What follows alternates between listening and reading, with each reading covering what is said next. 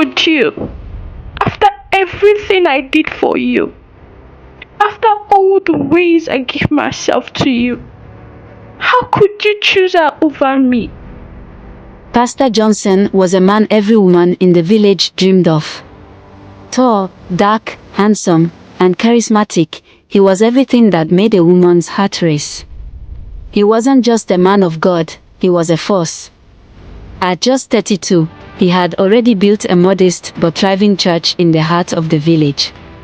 His church wasn't the biggest, but it had something most larger congregations didn't: a presence, a sense of belonging. And, of course, Pastor Johnson's gift of prophecy. You see, Pastor Johnson wasn't just any preacher. He had a rare gift that had made him famous in the village and beyond. Every time someone entered the church, he would look at them, say a prayer, and, without fail, reveal something personal about their life. It was uncanny. It was almost like magic. People started coming in droves, eager to hear the young pastor speak, hoping he would prophesy something good for them. The church grew, the congregation grew, and with it, so did the rumors. Pastor Johnson wasn't a man who spoke much about his personal life, especially his relationship status. He wasn't rude, but he was focused on his calling. His sermons were full of passion, his messages deep and inspiring. Yet, there was always that undercurrent of curiosity. He was young, handsome, and single. He was a catch, and everyone knew it. In the church, it wasn't just the older women who took notice of him. No, the younger girls, the ones barely into their 20s, were the ones who had started paying more attention. They showed up early, even before the choir started rehearsals, hoping for a moment of connection with him. Some of them didn't even have a good voice, but they joined the choir anyway, just to be close. Others took turns standing at the front of the church, making sure their smiles were seen, hoping for a quick, "Good morning, sister," from the pastor. Pastor Johnson didn't realize how much attention he was getting until one day, during a meeting with the elders of the church, the subject of his marriage came up. It wasn't a question, really. It was more of a suggestion. "Man of God," said Elder Samuel, a respected member of the church, "you've been blessed beyond measure. Your church is growing, your teachings are bringing people in. It's time to think about taking a wife. A good wife, a woman who will stand with you, will help you build this ministry." The words hit Pastor Johnson like a ton of bricks. He had always known that eventually, someone would say something like this. He had seen how the women in the congregation looked at him. The glances, the smiles, the whispered conversations when they thought he wasn't listening. But he hadn't been ready to consider it yet. There was too much work to do. Still, there was something about the way the elders said it. They weren't just speaking as men of the church, they were speaking as men who cared about him. They wanted him to be happy, to be whole, and they believed that having a wife would complete him in a way that ministry alone couldn't. "I hear you, Elder Samuel," Pastor Johnson said with a smile. "I'll pray about it. I'll get a wife." The meeting ended, but the news didn't stay quiet for long. The next Sunday, the congregation was buzzing with excitement. "Pastor Johnson is looking for a wife," they whispered. The news spread like wildfire, and suddenly, every woman in the church who had once been content with just attending services now had a new mission. The race was on. Among them were 3 women who were particularly determined to win Pastor Johnson's heart: Amoka, Gwendolyn, and Purity. These 3 women, each beautiful in their own way, had their eyes set on the prize. They knew that being the pastor's wife would bring them more than just respect in the village. It would bring them status, wealth, and the kind of life that others could only dream of. Amoka was a tall, chocolate-skinned beauty. She had the kind of body that turned heads, the kind that made other women jealous. Her skin glowed under the bright African sun, and her eyes sparkled with a quiet determination. Amoka was always smiling, always willing to lend a hand at the church. But her smile wasn't just a smile, it was a strategy. She had volunteered to be the church usher, a position that put her right at the front every Sunday. Every time Pastor Johnson walked in, Amoka would make sure to be there, standing with her perfect posture, her hair just right, and a smile that could light up the whole room. She didn't have to say much, her presence alone spoke volumes. But Amoka was no fool. She knew how to play the game. While others were busy joining the choir or volunteering in other parts of the church, Amoka made sure she was in the right place at the right time. She would always find herself close to Pastor Johnson during services, making sure he noticed her. If there was a prayer line, she would stand at the very front, her eyes fixed on him as if he was the only one who mattered. She wasn't just there to help out, she was there to get his attention. Gwendolyn was fair-skinned and slightly chubby, with a voice that could reach the heavens. She was the church choir leader, and every Sunday she made sure to sing loud enough to be heard over everyone else. She believed that her voice was her ticket to Pastor Johnson's heart. If she could impress him with her singing, then surely he would see her as the one. But Gwendolyn wasn't just about singing. She would volunteer to sing for Pastor Johnson alone, outside of the regular choir rehearsals. She would schedule special times to meet him after services, offering to sing him hymns or gospel songs. Every note she sang was carefully chosen to be the most beautiful, the most emotional, in the hopes that it would strike a chord in his heart. Sometimes, Gwendolyn would catch him looking at her. It wasn't always a long stare, but it was enough to fuel her dreams. She would smile to herself, thinking, "He's noticed me." Purity was different from the others. She didn't care about being subtle. Purity was thick, dark-skinned, and knew exactly what she wanted. If her body was her weapon, then she would use it. Purity made sure she always looked good, her curves accentuated, her skin glowing. She would walk around the church like she owned it, her hips swaying with every step. The next few weeks in the church were different. The air seemed to buzz with excitement, especially every Sunday morning. Everyone could sense the change, though no one spoke of it directly. Pastor Johnson, the charming and gifted man who had been the center of attention since the beginning, was now the object of desire for nearly every woman in the church. The whispers had started, "Pastor Johnson is looking for a wife." And with that simple phrase, the competition was born. Amoka, Gwendolyn, and Purity had all started preparing in their own ways. Though none of them spoke openly about their intentions, their actions were louder than words. They had each seen something in Pastor Johnson that no one else could see. To them, being his wife wasn't just about love, it was about status, respect, and a life most could only dream of. Amoka had always been a bold woman, but now her confidence was on a different level. She had already set herself up as the church usher, a role that placed her in the perfect position to make sure Pastor Johnson saw her. Every Sunday, she was the first to greet him, her warm smile and long strides placing her right in front of him as he entered the church.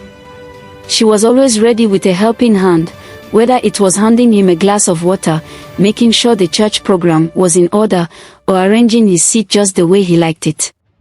But it wasn't just the church tasks that kept Amoka close to him. She was always aware of his movements, his mannerisms, the way he spoke to others. She paid attention to his likes, his dislikes, and made sure to bring up conversations that would make her seem like the perfect match for him. She had even started learning about some of his favorite foods, making sure to subtly suggest them during church dinners or functions.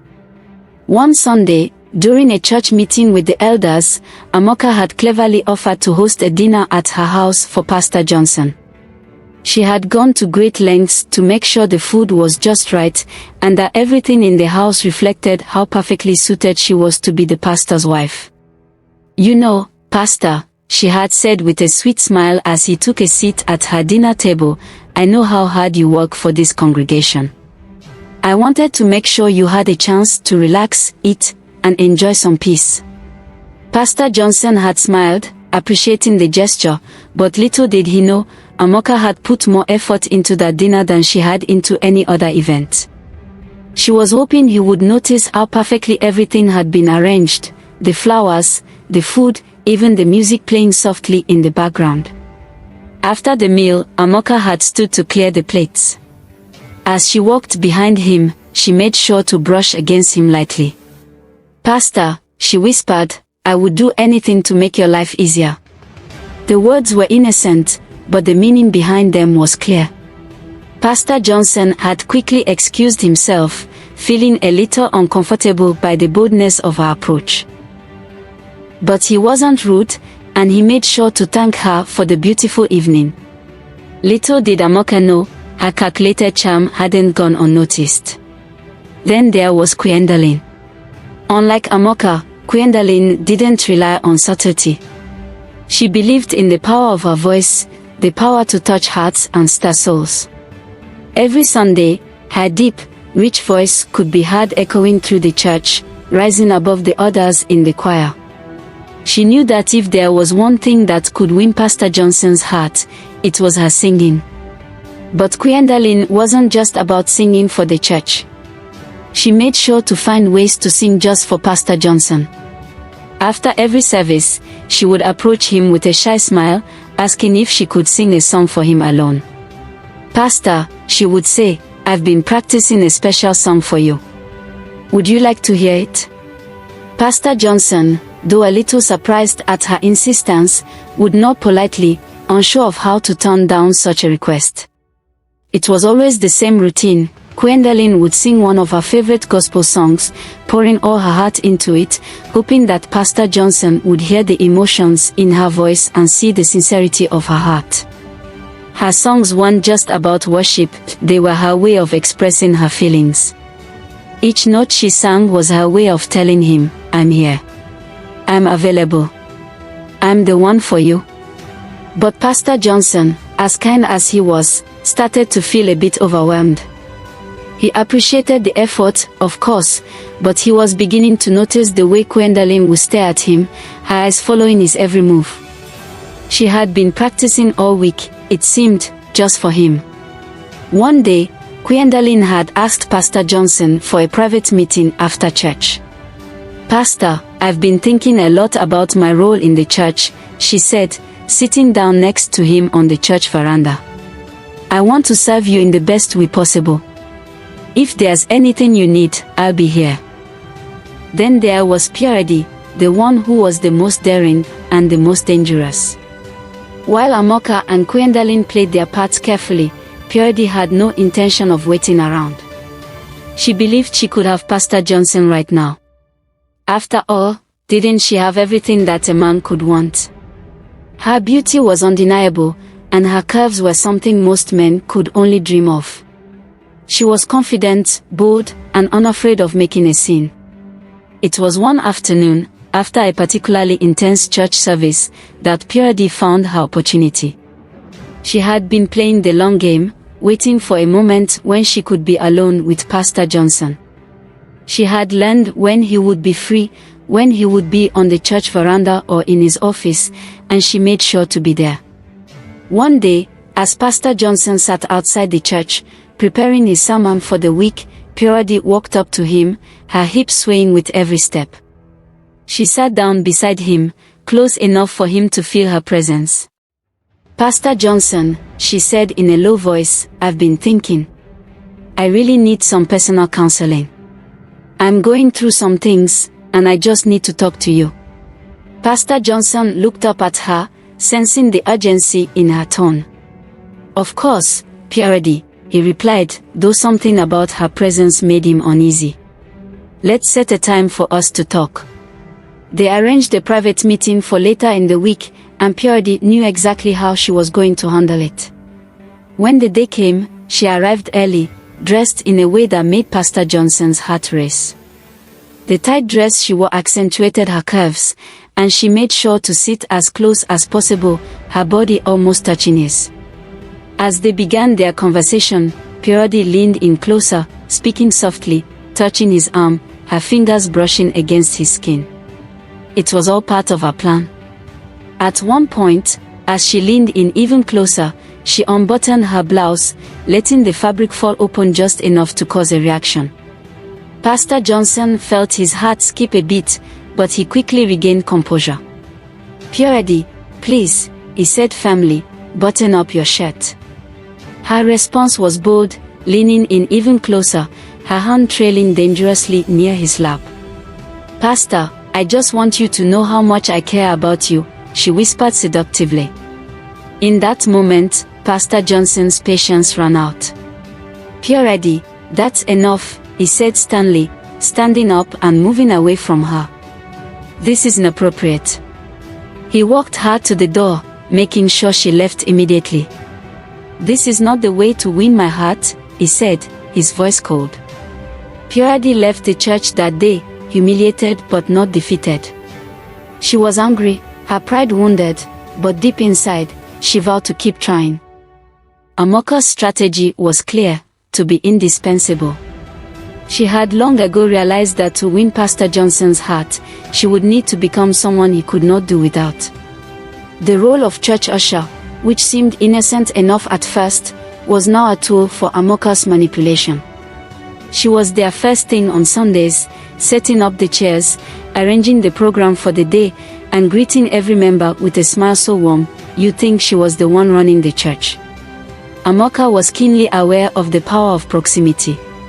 Every time Pastor Johnson turned to speak to anyone in the church, there she was, ready with a kind word, a smile, or a helpful suggestion. But even as she worked so hard to make herself indispensable, a nagging doubt began to eat away at her. She had watched the other women closely, especially Purity, and had begun to see their tactics, their efforts to outdo each other. But none of that mattered to Amoka. She believed, deep down, that she would be the one Pastor Johnson would choose. But the more she tried, the more distant Pastor Johnson seemed to become. In the weeks that followed, Amoka felt a growing knot in her stomach every time she saw him. Something was changing, but she didn't know what. And it terrified her. Then there was Gwendolyn, whose obsession with Pastor Johnson grew deeper and more secretive with each passing day. Her initial plan was simple: sing for him, win his heart with her voice, and make him fall in love with her. But over time, singing in the choir no longer felt like enough. She wanted more. She needed more. Every night, after the choir practice had ended and everyone had gone home, Gwendolyn would stay behind in the church, rehearsing. But it wasn't just the songs she practiced. She practiced how she looked at him, how she smiled at him, how she spoke to him. Every interaction was calculated, every word chosen carefully. One afternoon, after another choir rehearsal, she invited Pastor Johnson to meet her at the church, under the guise of needing his advice on a song she was planning to sing for an upcoming event. He agreed, as he always did. But when he arrived, Gwendolyn was waiting for him in the choir loft, dressed in a simple yet elegant outfit that made her look every bit the part of a pastor's wife. "Pastor Johnson," she said, as she greeted him with a bright smile, "I wanted to go over the song I'll be performing this Sunday. I think it's really special, and I'd love your thoughts on it." Pastor Johnson nodded and walked up to the loft, where Gwendolyn had set up a microphone and speakers. "Of course, Gwendolyn," he said, trying to remain professional. He had grown used to her private singing sessions, though he hadn't realized how serious she was about them. As she sang, Gwendolyn poured everything she had into the performance.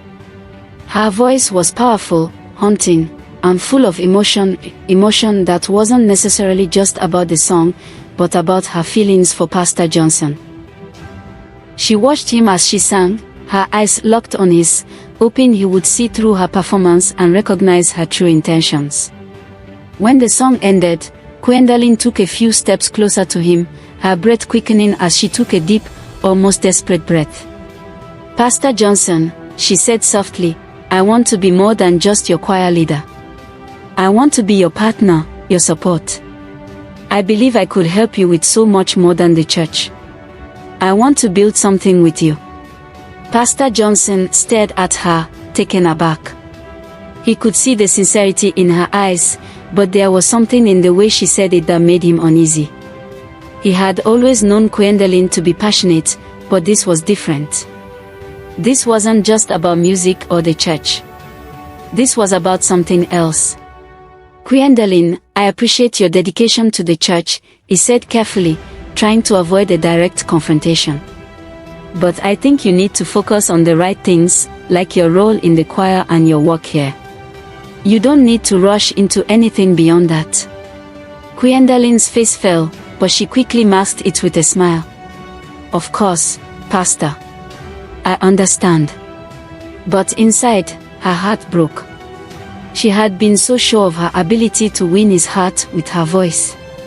But now, she realized it wasn't enough. She would have to try something else. Purity had always been the most daring of the three. Where Amoka played the long game and Gwendolyn walked behind the scenes, Purity had no interest in certainty. She believed she could make Pastor Johnson fall for her through sheer force of will, through the power of her body and her beauty. But as her advances grew bolder, so did the tension. Pastor Johnson, always polite but increasingly firm, began to avoid her. He made sure to keep his distance, and when Purity would come too close, he would politely excuse himself. He could see what she was doing, and it made him uncomfortable.